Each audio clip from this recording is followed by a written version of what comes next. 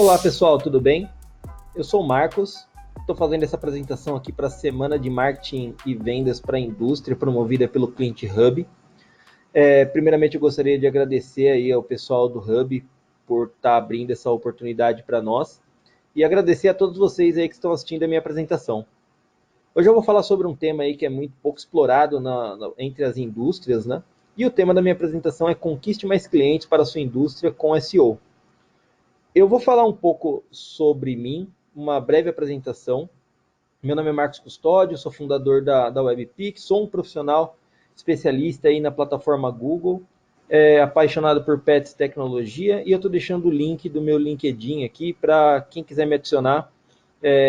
Eu vou estar aceitando todo mundo como amigo na minha rede, ok? Eu elenquei aqui nessa apresentação, pessoal, dois grandes tópicos. Por que fazer SEO, né? Primeiro, que a internet é um mutante e que a concorrência ela sempre está trabalhando. E aí eu quero dar alguns insights, mostrar alguns dados para vocês, alguns gráficos, que vão ajudar a gente a entender um pouco sobre esse panorama. Então, por que eu digo que a internet é um mutante? Todos vocês aí, eu tenho certeza que já tiveram outra experiência com o computador e que vocês não mexem no computador desde esse ano 2019, né? Então, qual que é a grande visão, né? O comportamento que nós tínhamos lá em 2004, ou até antes disso, né, era muito diferente do que nós temos hoje. E aí eu quero mostrar algumas telas aqui para vocês que vão realmente demonstrar isso, né? Eu sei que muitos de vocês aí, antigamente, usavam chats aí do UOL, do BOL, do Terra, para se comunicar com outras pessoas. Logo depois, o que entrou aí para a gente começar a se comunicar com os nossos amigos, né? O ICQ, o MSN, logo depois o Orkut entrou em cena, depois da morte do Orkut, o Facebook se tornou líder, né? Então, nesse meio tempo, a gente teve Twitter, a gente teve depois o Instagram, a gente teve várias redes sociais, várias novas plataformas na internet que foram surgindo durante o tempo, né? Então aqui, pessoal, estou trazendo para vocês uma visão aí falando sobre a questão energética, né? Então estou trazendo 3 informações desde o ano 2004. Esses dados são através do Google Trends, uma ferramenta Google que você pode utilizar gratuitamente para trazer alguns insights aí sobre o comportamento das pessoas. Essa visão que eu estou trazendo para vocês agora, comparando o termo energia solar, energia eólica e energia elétrica. O que eu quero que vocês tenham aqui de visão, né? Que desde 2004 as pessoas pesquisam sobre esse tema, né? E a gente percebe que a energia solar teve seu pico de buscas, ou seja, a maior quantidade de buscas lá no início, lá em 2004. E depois o interesse das pessoas, foi caindo sobre esses temas aqui, né? Energia solar, eólica e elétrica, né? Mas o que aconteceu aqui, quando a gente chega lá perto de 2017, né? 2018 e 2019? A gente percebe que a energia solar ela volta a ter o interesse da população.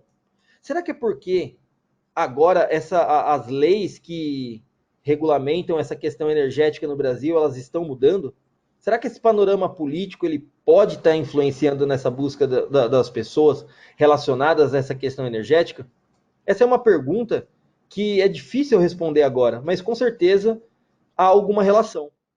Porque a energia solar é um tema que está sendo muito abordado agora entre as empresas e entre os próprios governantes aí da nação, porque todos percebem o grande potencial desse poder energético, o quanto o Brasil pode ganhar com isso e o quanto as pessoas podem economizar também. Então nós temos essa visão, pessoal, aqui mostrando que a consciência, né, ela, no mínimo, ela está batendo aqui nas pessoas, porque as pessoas elas estão buscando novamente essa questão de energia solar. Por que a energia eólica não tem tanto volume de busca? Porque ela não é tão acessível, né? E por que a energia elétrica também ela se mantém aqui nesse espectro de queda? Porque ela já é um commodity do nosso povo, né? Então, o que nós estamos vendo aqui é essa questão de um pouco de responsabilidade, talvez, ecológica, né? Um pouco também aí da conscientização de que essa energia, além de limpa, ela é mais barata.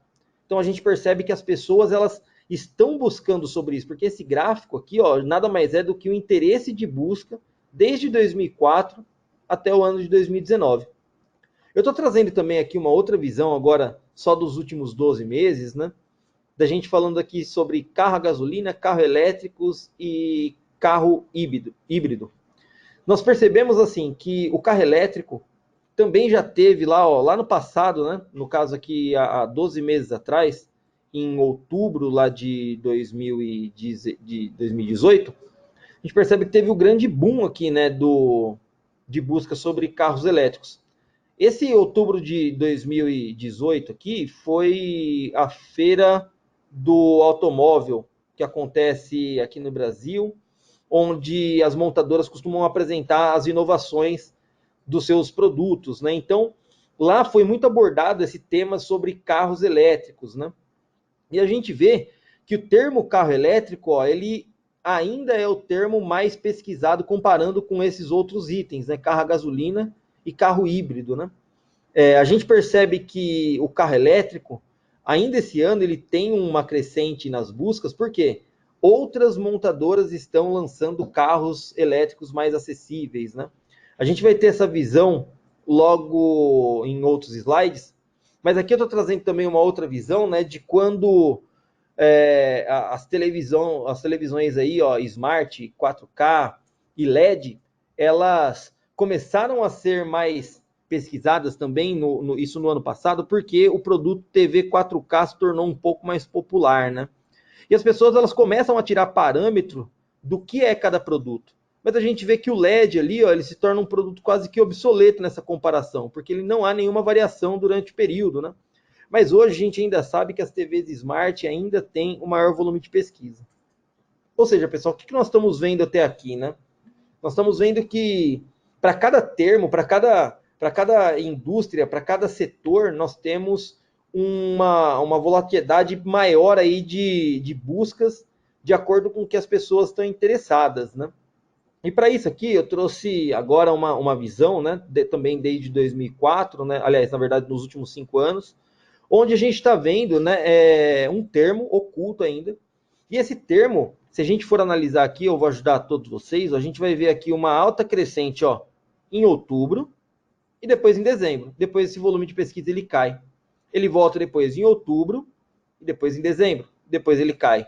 A mesma coisa vai acontecer sempre em outubro e dezembro, historicamente.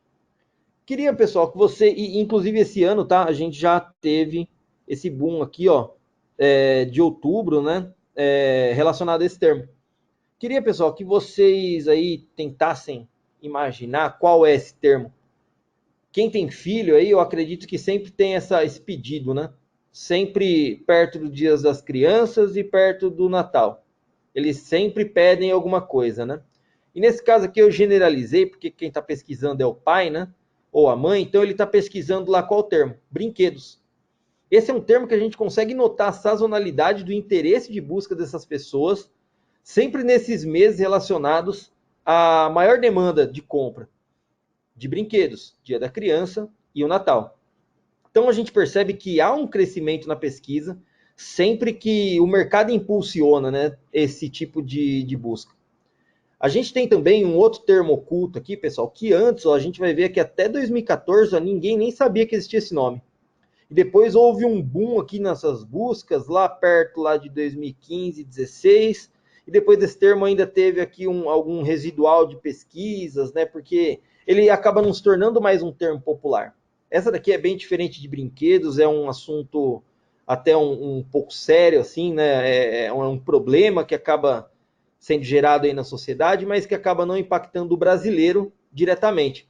Porém, por estar na mídia global, esse termo ele acaba sendo popular no Brasil.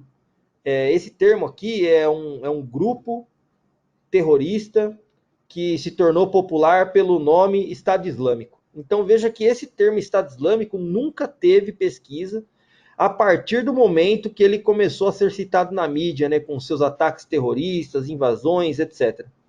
Hoje talvez não tenha mais tantas pesquisas porque a situação está, entre aspas, controlada, né? Isso aí é um assunto que não cabe a nós aqui julgarmos, mas não é mais tão popular na mídia. Então, automaticamente, essa busca por esse termo acaba caindo. Eu trouxe um outro termo aqui também, que, coincidência ou não, ligado aí ao Estado Islâmico, a gente tem também o maior volume de pesquisa no Brasil de toda a história esse ano, que é o que? O porte de armas, né? Mas eu acredito que não seja relacionado ao Estado Islâmico, mas a uma situação política, né? Por quê? Talvez esse assunto se torne pauta na Câmara dos Deputados, etc., para abrir a legalização, a tornar com que isso seja possível para todo brasileiro. Mas vejam que se vai ou se não vai ser aprovado, os brasileiros estão mais interessados do que nunca. A gente vê que essas pesquisas atingem 100% das buscas, né, que já foram realizadas historicamente, ainda dentro desse ano de 2019. Percebam que aqui eu trouxe uma série de visões, né, de vários segmentos diferentes, indústrias diferentes, termos diferentes, para a gente ver que existe aí uma variação muito grande nesse interesse de busca de acordo com algum fato político, de acordo com algum fato aí relacionado à nossa sociedade, ou de acordo com alguma data sazonal que a gente tenha de acordo com o ano. A sugestão principal que eu dou para vocês, pessoal, é saber aproveitar esses itens assim que não estão aí dentro do nosso controle, para que você também consiga fazer com que o seu negócio, com que a sua indústria, ela aproveite um pouco dessa tendência de pesquisa e automaticamente você consiga gerar mais visibilidade para sua empresa e mais negócio. Eu estou trazendo aqui agora uma visão, falando um pouco sobre concorrência, né? E aí eu falei lá sobre os carros híbridos, elétricos, etc. E aqui eu quero mostrar para vocês agora um pouco aí sobre o trabalho da concorrência, né? Eu estou trazendo 3 modelos de carros elétricos aqui. O mais velho, entre aspas, de todos eles aí é o BMW i3, né, que já está no mercado há algum certo tempo. Depois eu tenho um Renault Zoe e um Chevrolet Bolt, que são os carros elétricos aí de suas determinadas montadoras, ok? O que nós percebemos também, pessoal? Em 36 meses, o BMW i3 ele tem aí um volume de busca, né, que se mantém dentro desse período, havendo algumas oscilações em determinado período também desse histórico, né? Mas a gente percebe aqui esse boom, né, ó, muito próximo, né, do Renault Zoe e do Chevrolet Bolt, acontecendo lá no finalzinho de 2018, né? Onde foi o quê? A feira novamente lá do automóvel, onde as montadoras trouxeram essas inovações e a Renault e a Chevrolet trouxeram esses produtos e deixaram esses produtos em exposição. Automaticamente, eles também estavam fazendo ações na televisão, ações no rádio, ações em outros canais para trazer demanda para a internet. Ou seja, nós não saberíamos que o nome Renault Zoe e Chevrolet Bolt existiria se eles não tivessem feito aquelas ações tradicionais de marketing, né? Não tivessem anunciado na televisão, no rádio, feito ali a patrocínio a eventos, etc., para fazer com que as pessoas elas tivessem um interesse em pesquisar por esses termos. Então, a própria montadora acaba criando esse volume de busca e os concorrentes estão de olho nisso, porque os concorrentes estão trabalhando também da mesma forma, né? A gente vê que entre o Bolt e entre o Zoe, aqui quem teve mais interesse foi o Bolt, mas a diferença é muito pequena, né? Então veja o quanto, né, esse mercado competitivo pode trazer de variação, porque o BMW 3 aqui, ele sempre foi o cara que teve algum espectro de busca, porém, ele não estava presente lá no salão do automóvel, né? Então, ele não teve a mesma visibilidade, não teve essas mesmas ações que a Renault e a Chevrolet fizeram, e automaticamente ele acaba perdendo um pouco aqui, ó, do interesse de busca comparando nesse período, tá? Depois a gente vê que o Renault Zoe aqui, ó, ele ganha, né? Depois do salão do automóvel, ele ganha esse impacto nas buscas, e ele acaba se tornando, né, depois do salão do automóvel, o elétrico, entre aspas, mais popular, seguindo a linha dessa comparação. Sempre que acontece uma inovação, ou seja, um lançamento de um produto, a atualização de um produto, o mercado acaba respondendo de que forma? Acaba respondendo realizando pesquisas, ou seja, ele está interessado naquele tema.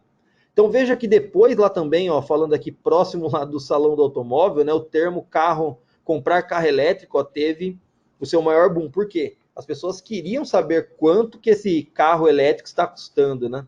Elas estavam interessadas ali, talvez, em saber o preço, quais são os modelos, será que existe só aqueles modelos que eu vi no salão, etc. Depois você vê que o interesse ele acaba caindo um pouco, mas sempre que a montadora ou as montadoras fazem ações aí para estimular a compra de carros elétricos, esse termo ele vai também ter um crescimento assim exponencial, né?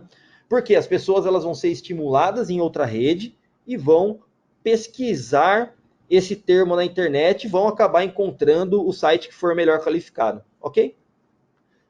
Aqui a gente tem uma visão, né, de como funciona esse processo de busca, né? E aqui a gente está trazendo alguns termos que podem levar você aí para uma conversão. Primeiro, a pessoa está interessada ali em alguns assuntos relacionados à economia, depois ela costuma buscar ali, ó, depois ela evolui, depois que ela entende como a economia funciona, ela vai buscar aqui os melhores investimentos, né? Se esse cara ele é um pouco mais apegado às questões aí politicamente, né? Ele vai buscar também a questão da sustentabilidade daquelas instituições, etc. Ele vai buscar qual instituição ela tem mais tecnologia e qual vai responder mais rápido e com mais segurança, tá? Esse aqui é um exemplo que eu poderia encaixar aí no segmento financeiro. Mas se você é uma indústria têxtil, né, como que nós poderíamos exemplificar esse primeiro contato, né? Nós poderíamos chamar assim, ó, melhores marcas de produtos têxtil. Quais são os tipos de couro utilizados? Quais dessas empresas são sustentáveis? Como é o processo de produção? E qual é o melhor produto a ser que o cliente vai acabar tomando a decisão ali na compra, né? Então, esse processo de buscas que acontece na internet, ele não começa ali sempre no comprar bolsa de couro. Ele pode começar muito antes no interesse que essa pessoa demonstra em saber qual é a melhor marca, saber qual é o melhor produto, saber como é o processo de fabricação desse produto, né? Para depois aí sim ele tomar essa decisão de qual vai ser o produto que ele vai decidir comprar ali para o seu fim, né? Para o seu uso fim. A gente percebe, pessoal, que em determinados mercados aí a gente tem uma competição muito grande quando a gente se fala em anúncio, né? Ou seja, a gente pode ter, eu estou trazendo aqui um termo que é um dos termos mais explorados mesmo, que é perfumes importados, que a gente vai encontrar anúncios em diversos pontos aí dentro do Google, né? Nas laterais, 4 anúncios em cima, 4 anúncios embaixo. Isso vai compor aí, talvez, um total de, no máximo, até 8 anunciantes por página, né? Que se você tiver um investimento pequeno para um mercado altamente competitivo, infelizmente você não vai conseguir vender. E a forma de você trazer essas vendas, né, mais correta é você ser amigo da internet, né? Em que sentido? Primeiro, não se frustrar, né? Não desista da internet, porque a internet é uma grande ferramenta que pode apoiar o seu negócio em vendas e pode tornar a sua marca muito mais popular com a internet. Utilize a internet como um aliado e não lute contra ela. E utilize o SEO, né, os resultados orgânicos, a busca orgânica das pessoas que estão interessadas em determinados termos, como uma fonte de novos negócios. E para isso, pessoal, eu quero tornar a escalada de SEO de vocês extremamente like a boss, como desse cara que vocês estão vendo aí no vídeo. Por quê? Ele tem uma dificuldade ali para subir, ou seja, ele tem uma dificuldade para conseguir escalar essa parede, mas depois o cara ali, ó, com uma técnica que acho que só ele tem, ele consegue superar ali seu desafio e se posicionar melhor, no caso aí nessa escalada, né? Mas você aí no seu dia a dia se posicionar melhor nos resultados de pesquisa. E aí, pessoal, eu trouxe 4 insights para vocês, são 4 pilares essenciais para você conseguir colocar o seu site no topo do Google.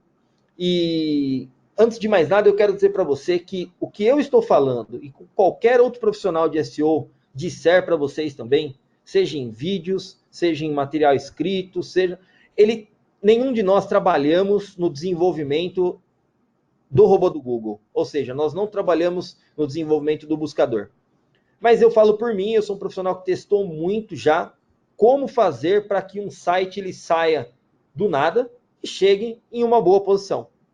E aí eu selecionei esses 4 itens aqui para vocês, justamente para tentar facilitar um pouquinho mais aí o dia a dia de vocês. Então eu vou começar com o item mais fácil, pessoal, que são os sinais sociais.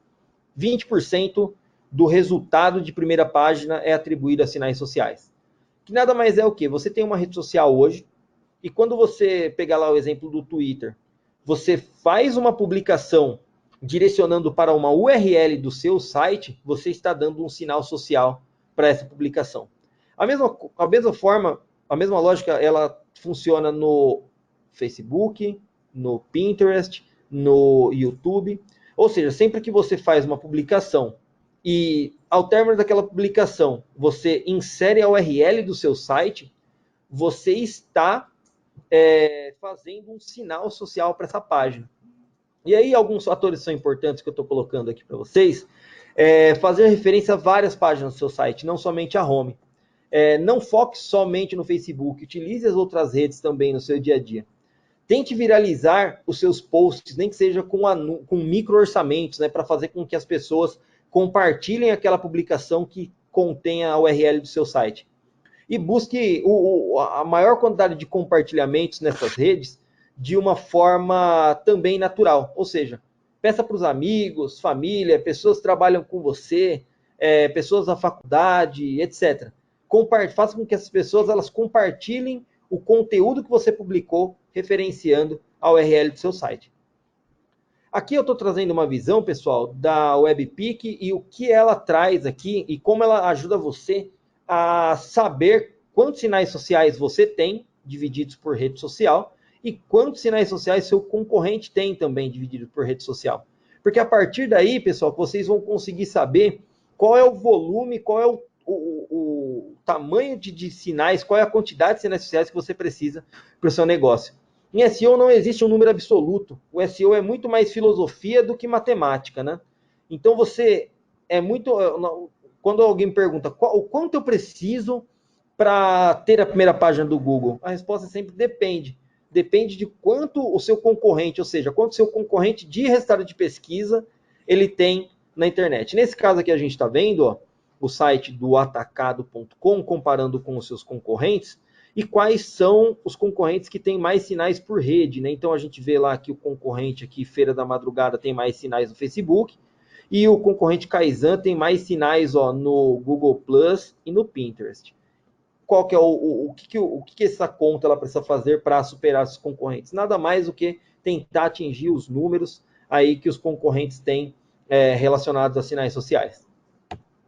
Da mesma forma que sinais sociais, você faz um link lá na rede social para o seu site.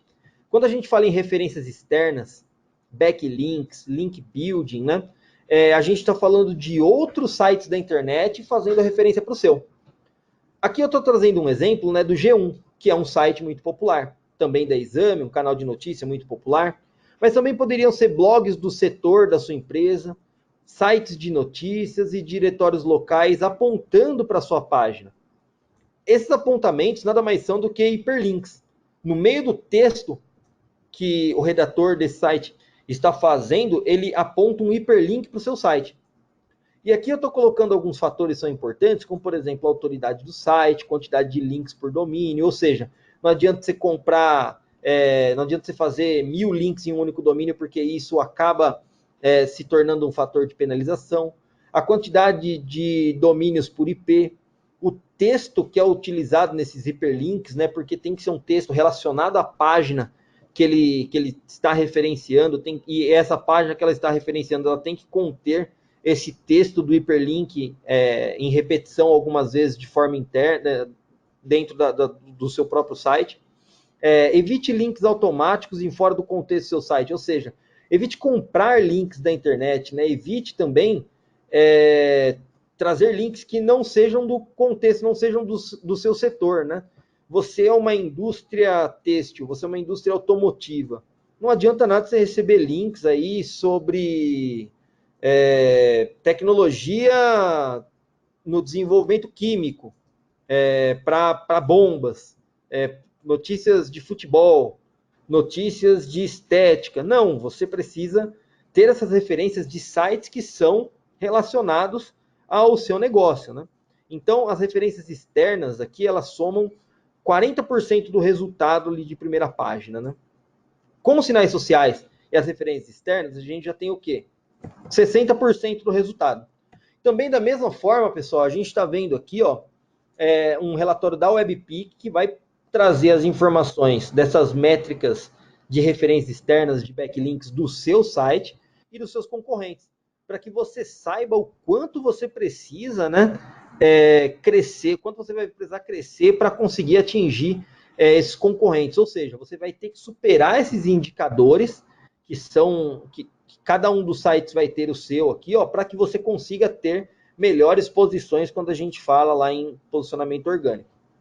E o último, pessoal, e menos importante, na minha visão, é o mais importante de todos, né? A gente precisa ter muito cuidado com o nosso site. Seja um site institucional, seja um e-commerce, seja um blog, seja um catálogo, etc. Qualquer coisa que seja seu domínio.com.br ou .com, qualquer site que esteja aí no seu domínio, você precisa garantir que esse site ele tenha uma otimização interna de extrema qualidade. Ou seja, você precisa se atentar aqui ao meta tag title, ao meta tag description do site. Você não pode utilizar imagens grandes e pesadas, né? Ou seja, imagem de muita qualidade na internet ela acaba não funcionando porque ela torna o seu site muito lento, né? Você precisa ter os títulos com semântica, né? Ou seja, utilizar as palavras-chave dentro dos títulos.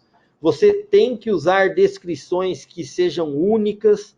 Você não pode usar descrições pequenas, evitar com que os links do seu site tenham, quando a pessoa está lá visitando um site, ela clica lá no link e ele direciona para uma página 404, ou ter uma imagem quebrada no site, ou uma âncora quebrada. Pessoal, vocês precisam cuidar de página a página do seu site.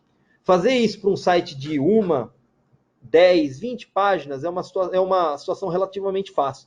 Mas imagina você controlar isso para mais de 1000 páginas, né? Seria um trabalho um pouco difícil.